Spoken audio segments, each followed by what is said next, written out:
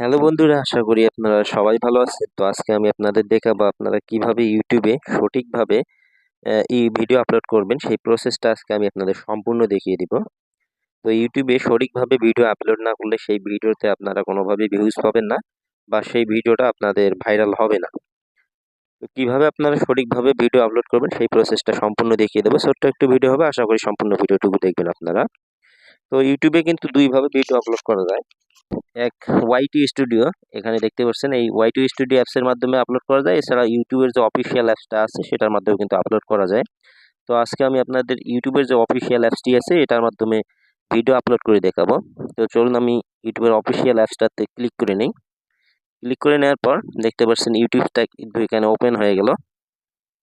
নিচের দিকে plus option যেটা দেখতে পাচ্ছেন এখানে একবার একটা ক্লিক করে নেবেন। তো ক্লিক করে নিলে নিচের দিকে দেখুন ভিডিও, শর্ট, লাইভ এবং পোস্ট সবগুলো শো করতেছে। এখান থেকে আপনি short video, full long video বা বিভিন্ন ধরনের পোস্ট বা লাইভ করতে পারেন। তো দেখুন এখানে কিন্তু গ্যালারিটা আপনার ফোনের ওপেন হয়ে গেছে। এখান থেকে আপনি যে ভিডিওটা আপলোড করবেন সেই ভিডিওটাতে ক্লিক করে নেবেন। তো আমি একটা ভিডিও আপলোড করব, সেটাতে আমি ক্লিক করে নিলাম। ক্লিক করে নেওয়ার পর দেখতে পাচ্ছেন ভিডিওটা এখানে চলে আসলো। এখানে আমি নেক্সট করে দিব। নেক্সট করে দেওয়ার পর এই পেজটাতে আসবে।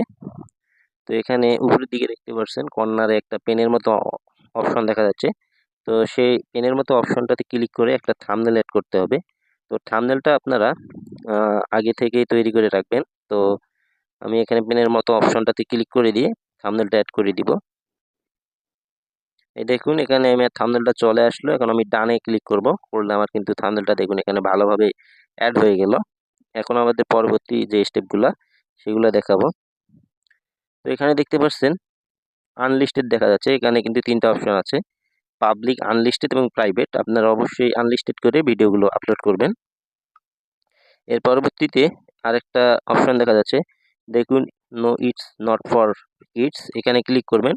করার পর আপনারা যদি শিশুদের জন্য ভিডিও তৈরি করে থাকেন তাহলে উপরের অপশনটা সিলেক্ট করবেন, আর যদি শিশুদের জন্য ভিডিও তৈরি করে না থাকেন তাহলে নিচের অপশনটা no it's not for kids এই অপশনটা চালু করবেন। এখান থেকে ব্যাক করবেন, করার পর দেখতে পাচ্ছেন এখানে ডেসক্রিপশন। এখানে আপনারা এখন ডেসক্রিপশন লিখলেও হবে বা এই ভিডিওটা আপলোড করে ওয়াইটি স্টুডিওতে গিয়ে ডেসক্রিপশন লিখলেও হবে, কোনো সমস্যা নেই। এরপর আপনারা নিচের দিকে চলে আসবেন। নিচে দেখতে পাচ্ছেন সর্বশেষ নিচের যে অপশনটি এটাতে একবার ক্লিক করবেন। করার পর দেখছেন লোকেশন, এখানে ক্লিক করবেন। আপনি যে দেশ থেকে ভিডিও আপলোড করতেছেন সেটা এখানে সিলেক্ট করবেন। আমি যেহেতু বাংলাদেশ থেকে ভিডিওটা আপলোড করতেছি আমি বাংলাদেশ সিলেক্ট করে দিব। তো বাংলাদেশ সিলেক্ট করে দিলাম।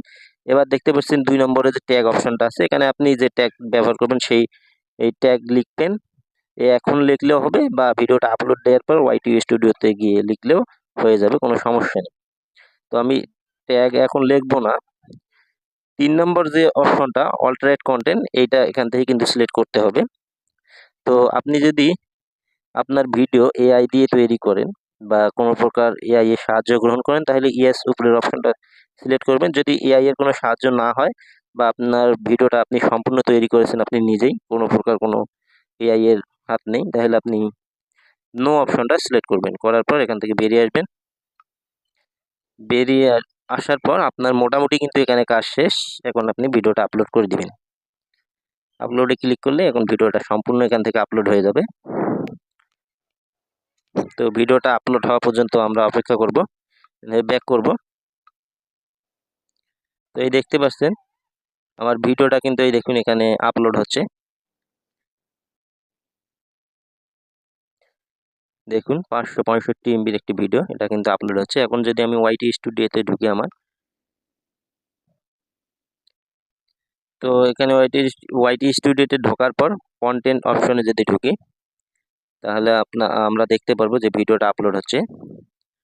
তো এই দেখতে পাচ্ছেন উপরের দিকে আমার এই ভিডিওটা কিন্তু এখন আপলোড হচ্ছে।